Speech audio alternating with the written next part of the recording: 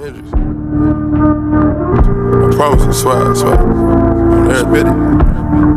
Yo, Percocet, Miley Percocet, Percocet, Miley Percocet, rep the set, gotta rep the set.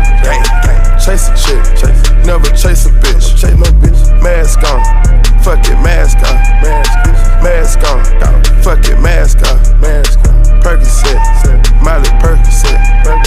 Chase a chick, never chase a bitch. Chase no bitch. 2 cups, toast out with the gang. From food stamps to a whole nother domain.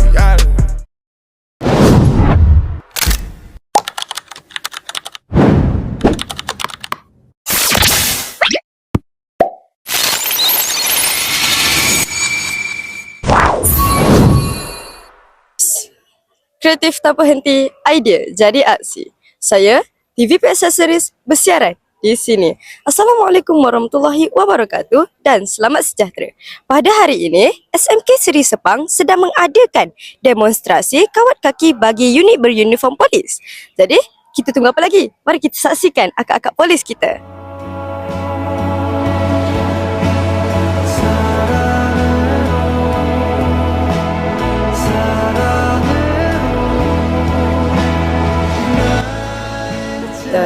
Sekarang saya bersama dengan PK Kokok Petang. Baik cikgu, bagaimana sesi demonstrasi hari ini membantu persiapan mental dan fizikal kadet-kadet sebelum ke pertandingan sebenar?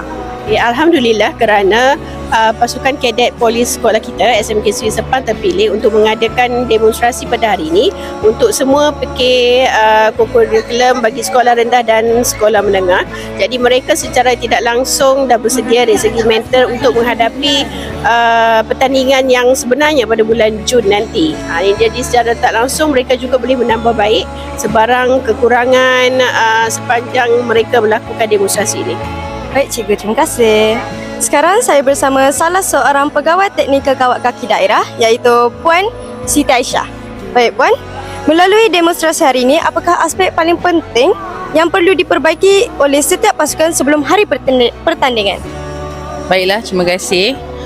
Aspek teknikal yang paling penting yang perlu diperbaiki oleh semua pasukan ialah keseragaman.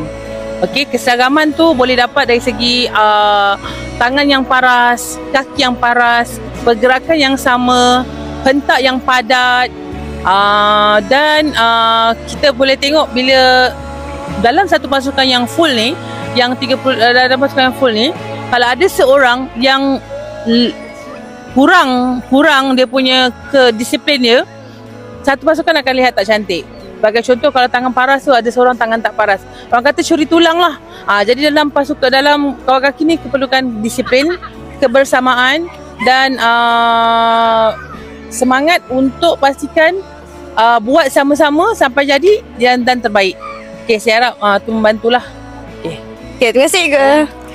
Dan sekarang saya bersama salah seorang pegawai PBD iaitu Encik Jamil. Baik Encik,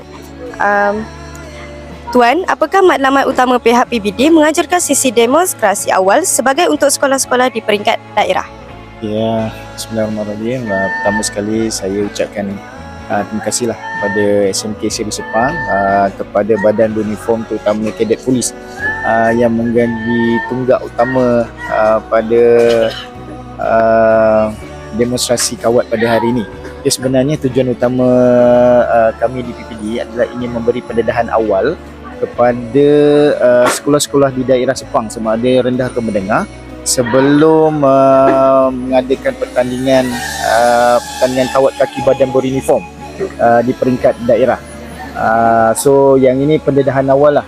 Jadinya kita nak bagi basic dan pengetahuan kepada cikgu-cikgu badan beruniform, terutamanya kepada penyelaras badan beruniform dan juga kepada PK Koko, agar dapat menepati